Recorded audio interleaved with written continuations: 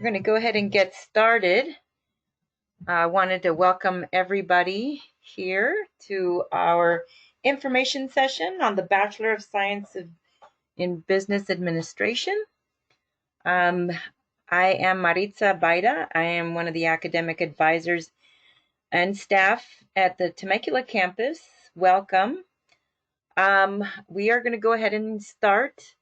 Hopefully everybody can hear me. If you have any questions at all, if you go down to the chat down below on your panel, you can send me a little question or a comment, anything you want, and then I can see it right away because I can see it right now on my screen. So we're going to get started then. I'm going to move this a little bit to the right. Here we go. All right. Okay. So let's start here.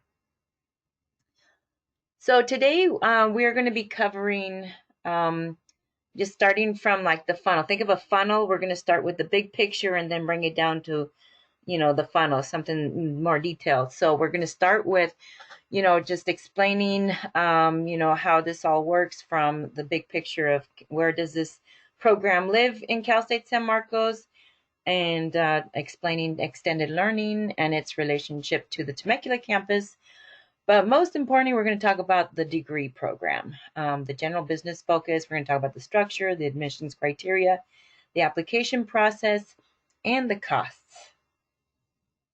And we're also going to talk about financial aid and scholarship opportunities for you, and because we are financial aid eligible. We'll get into that a little bit more. But to kind of give you a big picture look at where extended learning lives within Cal State San Marcos' system, extended learning, it works with all the colleges in the university where the program lives. It's in extended learning, but we work with the College of Business Administration, which we call COBA for short. The extended learning is, the extended learning program or department, what they do is they address the impaction that's happening on main campus and in Southern California, and they also address the local needs in the community. So given that we are in Temecula, you know how, the commute is. This would save you time and money if you would to decide to take on the Temecula campus. Extended learning also has a different kind of funding source. It's self-supported. That means that it runs on a self-support system. We don't get any state funds, and all the program costs, they go directly to the program.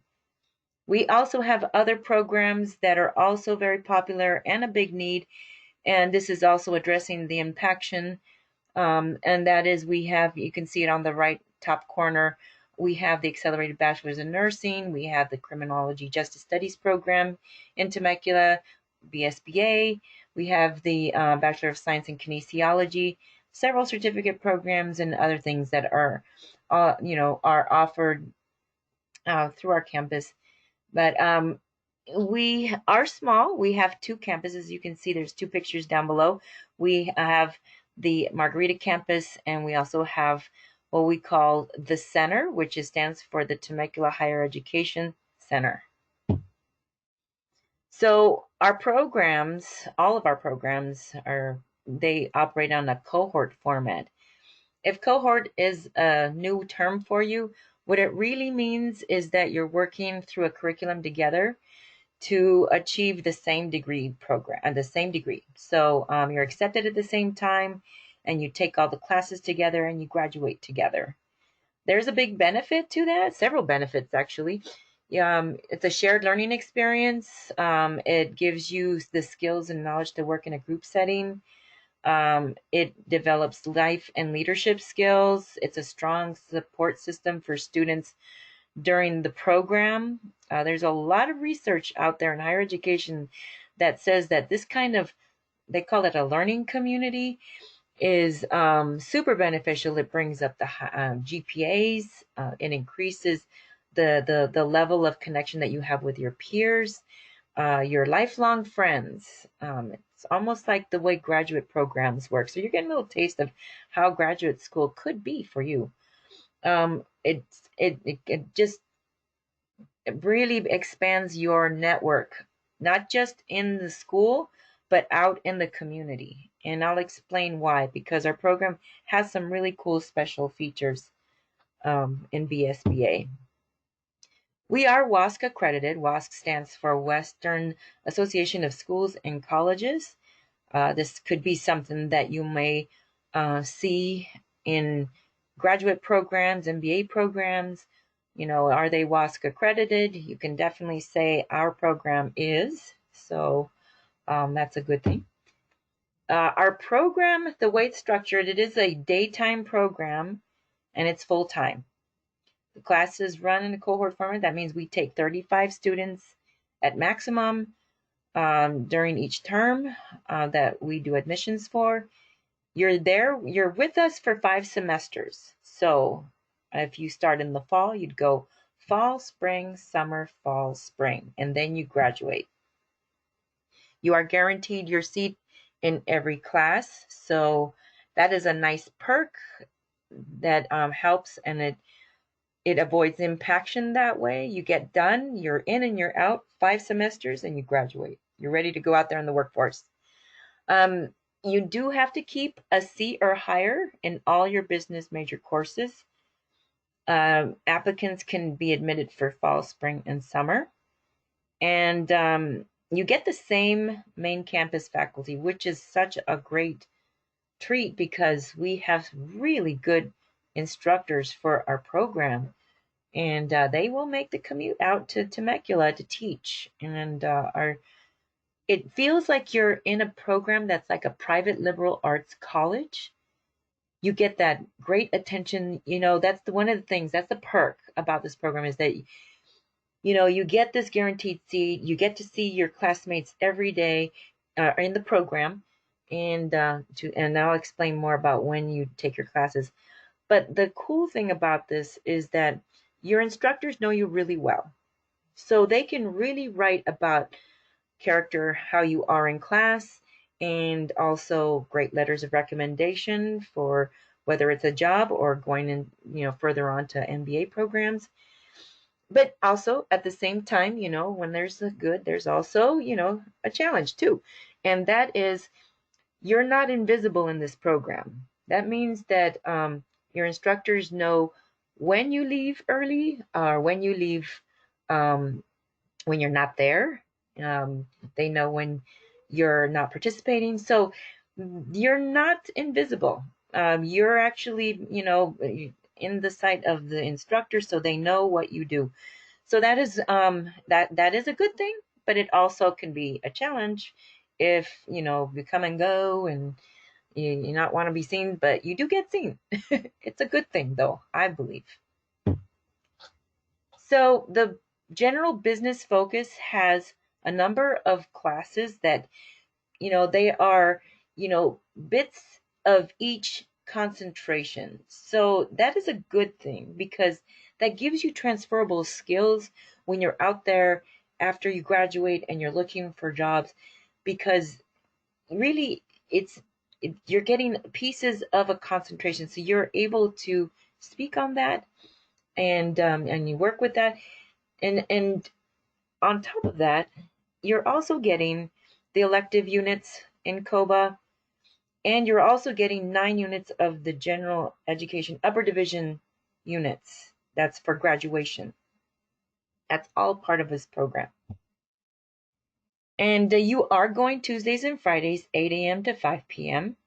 So that's nice. So for those of you who work full time, this, if you can make sure to slot sometime on Tuesdays and Fridays, you can make this program work.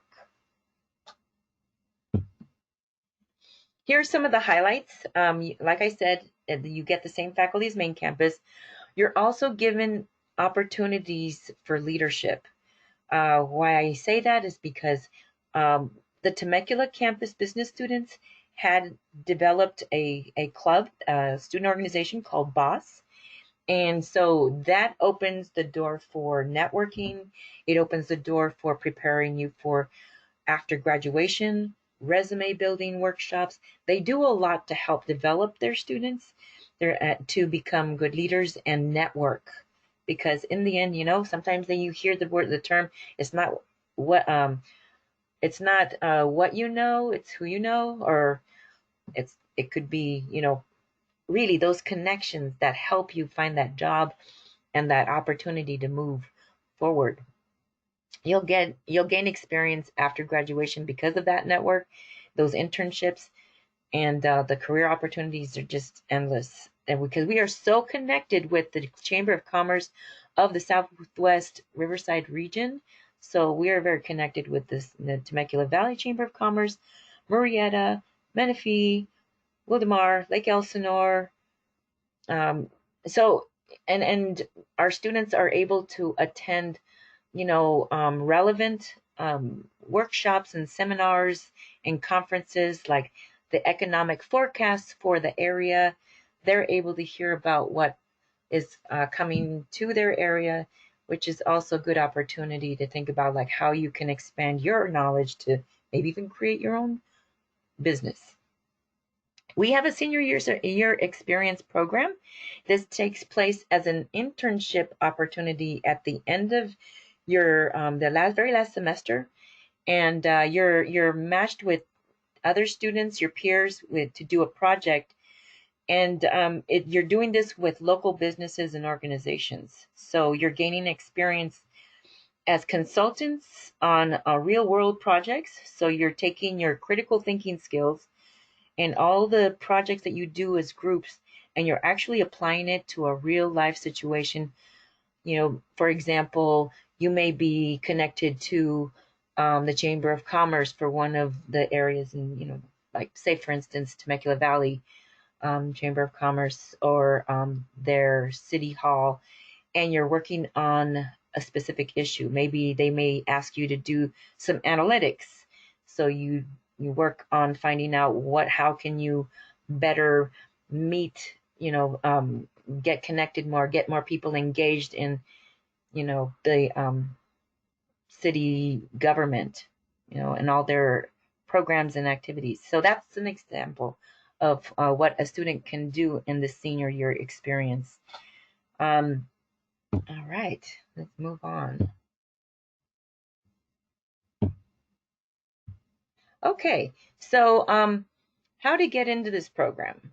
Well, the first thing that our evaluators are going to do, they're going to want to see that you are in progress to completing, and also if you've got this done, this is even better, that you have all your pre-business core with a 2.5 cumulative GPA. So that's financial accounting, managerial accounting, business law, business writing, business statistics, macroeconomics, and survey of calculus. There is a recency rule for these courses. They must be taken within the last 10 years to be accepted and reviewed. Otherwise, you may have to retake them. You will have to retake them, actually.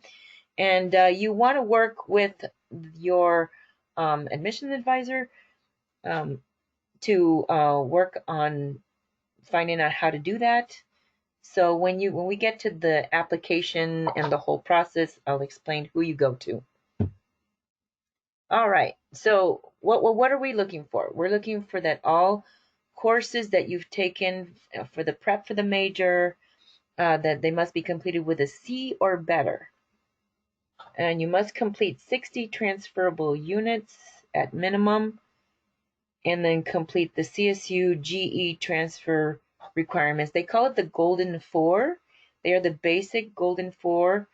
The CSU system schools all use a system code, and they call it, the first part of it, it's like A through E. So these are the A categories. So A1 stands for oral communication.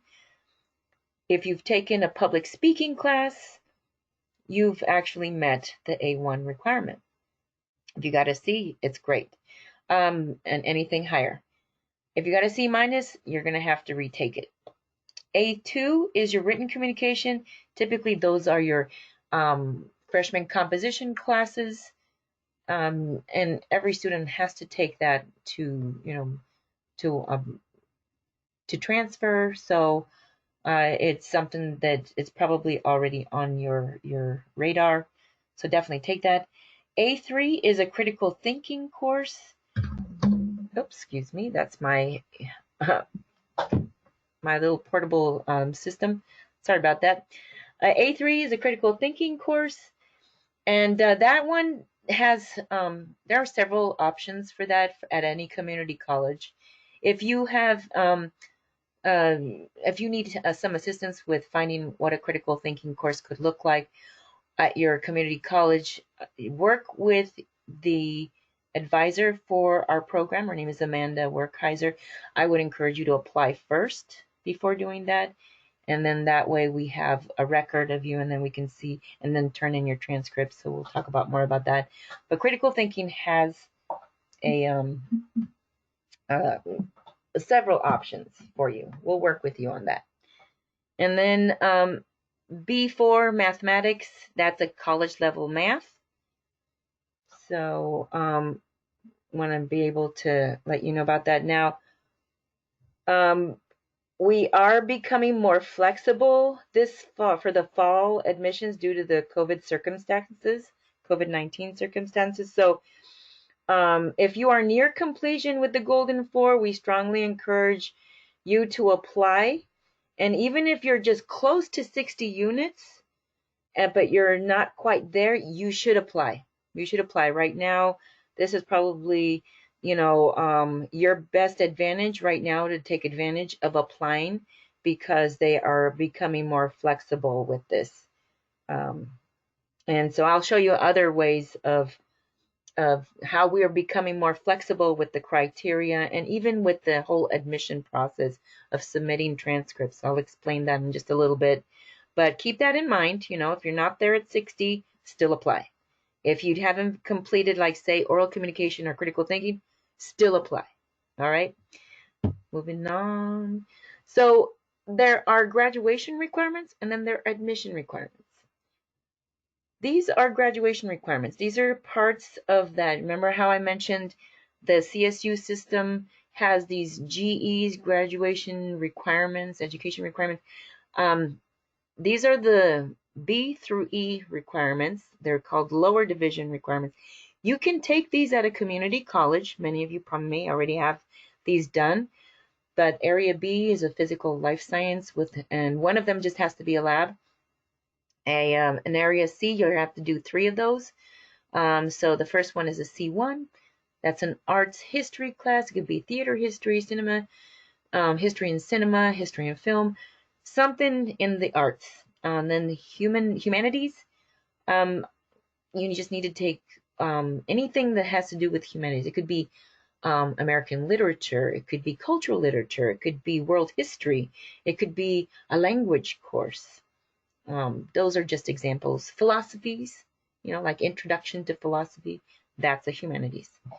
Area D is social science. So take one social science course. That could be psychology, sociology.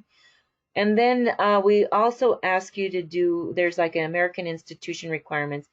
And that really are 2 courses. So one of them has to be a U.S. history course, and then the other one is an American government class. And so the way they have it set up is that they say you need 3 requirements, and that's U.S. history, U.S. Constitution, and California government. You can do a double whammy by taking an American government class at a community college, and that covers the U.S. Constitution and California government requirement.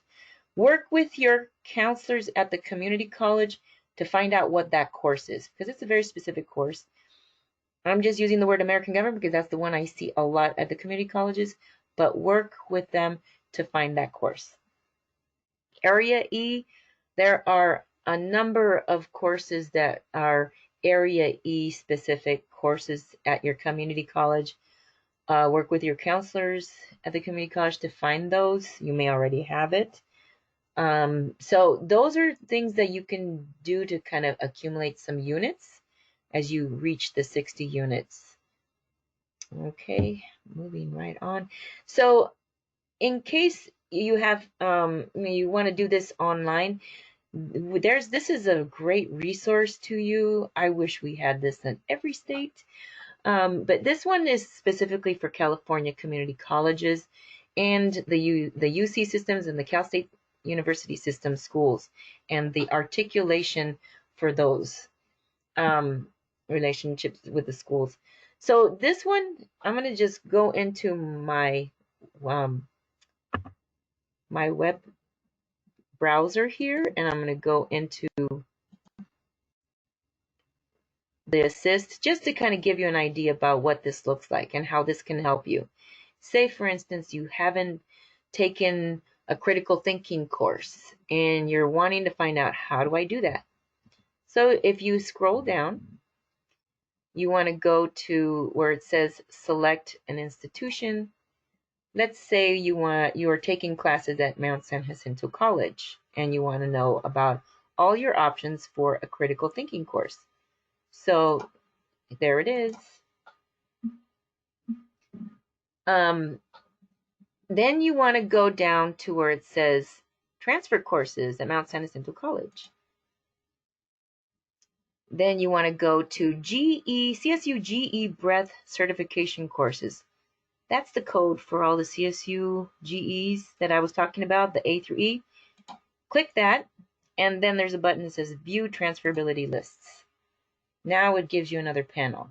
And you go to the middle panel, because we finished the first panel to the left. And then they're going to ask you, what do you want to see? Do you want to see things by department, or this is what you want? The CSU GE breadth area. Click that, and then you want to just pick all. That way you have everything in one document. Go to the last right-hand panel, click the View Course List, and this right here is your best tool to finding out if you need a certain course, if you have it, does it meet any of the golden 4. So you'll see by the purple bar, this is the category A1. These are all for Mount San Jacinto College, the approved A1 oral communication courses. So take a look at the date removed. If it has a date removed, that means that they no longer offer it, or if they do offer it, don't take it now because it expired already. So COM 100 public speaking, if you haven't taken it yet and you need a A1, this is one you can take. Here's another one, COM 103 interpersonal communication. You can take this one. There's nothing on the date removed column. So now let's go to critical thinking. Here we go. So how many options do you have here at Mount San Jacinto? You have quite a few. You've got COM 104, argumentation and debate. You even have honors, argumentation and debate. You also have, let's go down a little bit more, they have some critical thinking courses under English, the English as the department. So let's see, they have English, no, never mind. Philosophy, if you take a logic class, that works. Take honors logic, that works. Philosophy 112, critical thinking and composition, that works for you to meet the A3 requirement. And that's how you want to work with this. If you are missing a B1, then you can look at all the physical science courses and just keep on going. Even all the way to the end, you're going to see all up to the E's. So very good link to have if you're working on your own and you want to see if you have everything you need. All right, back to our presentation. There we go. Okay. How much does this program cost? So it's approximate. So for all 5 semesters, it's roughly $35,000. That's not including student fees or books. It's just the tuition. And then they kind of break it down at the top where the lecture fee is per unit, $4.99 a unit. Mandated fees, this is a per semester fee. All students, whether you're main campus or Temecula, every semester, all students have to pay this. a semester, each semester. And then the intent to enroll fee is when you have been admitted to the program and you need to secure your seat. So you want to pay that 150 to hold your seat for that semester that you're admitted for. So if you're looking to apply for fall, you got in, you got the letter saying, hey, congratulations, you've been admitted to the program. Your next step is to pay the enrollment fee. That's the one thing you need to do to hold your seat. If you don't do that, then you haven't held your seat and somebody else could take that seat. So I encourage you, definitely pay the 150. That 150 actually goes towards your mandated fees for the fall semester. So you can, minus 150 from that 989, and that's what's left for you to pay for the total mandated fees for the fall semester in your first semester. So now let's talk about what do you need to do to apply to this program?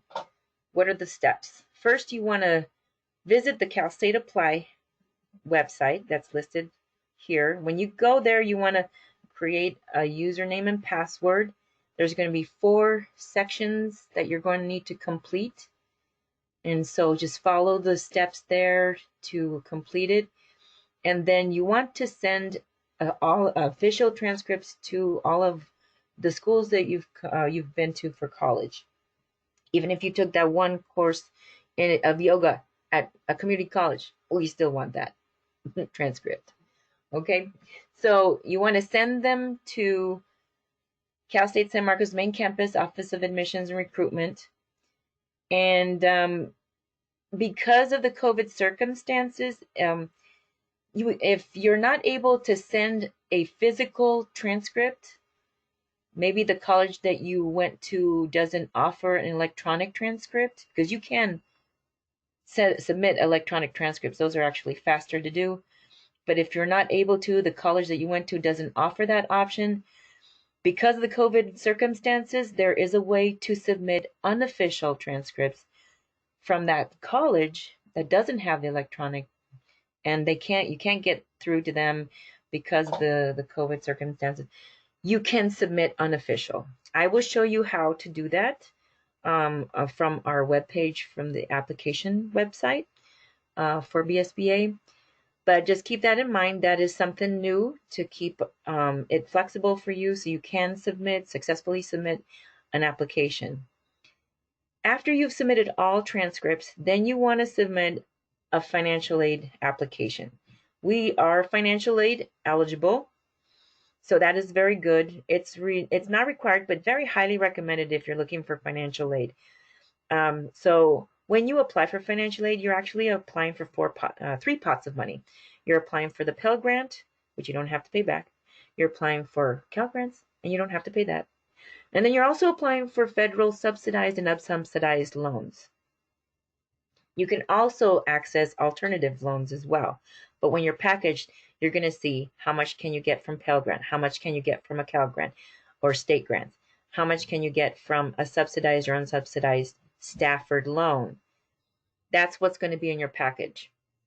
And I would not shy away from the loans. I have had a loan personally, for a Stafford loan, and I got to say, out of all the loans out there, those are the best loans you can get. They are excellent, and I'll explain why. So you want to, apply. So this is like the last step you want to do. You can also look into scholarship opportunities. I would look into FastWeb. Don't pay for any website that tells you have to pay to access our scholarships. Don't do that. That's a scam. Try to look for websites like scholarships.com or fastweb.com and look up scholarships there. Maybe where you work, they have some kind of tuition assistance program. Look into your HR for that if you have that option. If you have military benefits, we do accept military benefits. The only one we don't out of all their benefit packages is the CalVet. It's not eligible for our BSBA program. All right, so a recap, just to give you an idea of like how to navigate all the way to the end. First, you want to complete all your admission requirements and then submit a complete application. And that includes all your transcripts on file before the deadline. They are going to be flexible on the deadline too, so work with the advisor. And for BSBA, that would be Amanda Werkheiser. And at the end of this presentation, you'll see her contact information. But I encourage you, before you apply, submit the application, turn in the transcripts, because then she can work on evaluating you, and then you can ask her questions. That's the best way to navigate that. Okay. Admissions, once you've submitted all your transcripts, Amanda will be evaluating your file, and then send you an email. And that email is an evaluation of your, everything that you've taken, what we've accepted. And that's going to be your roadmap about what else can you take at the community college, what have we accepted. And that's when you can work with Amanda at that point to email her any questions. But beforehand, turn in everything before and apply and submit all transcripts. Once you're accepted, then review the evaluation sheet and pay that enrollment fee to save your spot. Then we will work with you, Amanda will work with you to make sure that you're on track to graduate. That's the nice perk about our Temecula program, is that all our advisors, we have a lot of access. You have a lot of access to us. So you can meet with us, to make sure you're on track. And you can also track yourself, because we teach you how to be, self-efficient by tracking yourself on the student portals and everything. And then you can apply for graduation. And so that is all I have. Let me see. Thank you so much for coming. Here is the information about Amanda Werkheiser, and her email and her phone number. But definitely email, because right now with the COVID circumstances, we're all working from home. And so first, apply. I encourage you to apply, and then submit your transcripts. And then once you get that email from, with your evaluation, then, reach out to Amanda. Okay. If you have any questions, I'm going to open up my little chat room right here. Any questions? Does anybody have any questions? I don't see questions. I'll just hang out for a bit.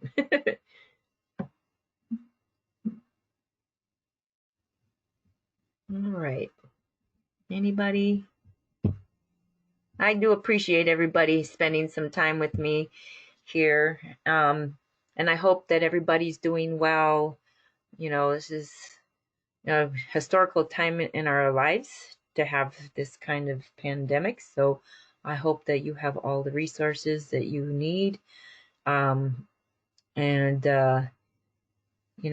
just be safe and stay healthy. Thank you so much. And we hope to see your application soon.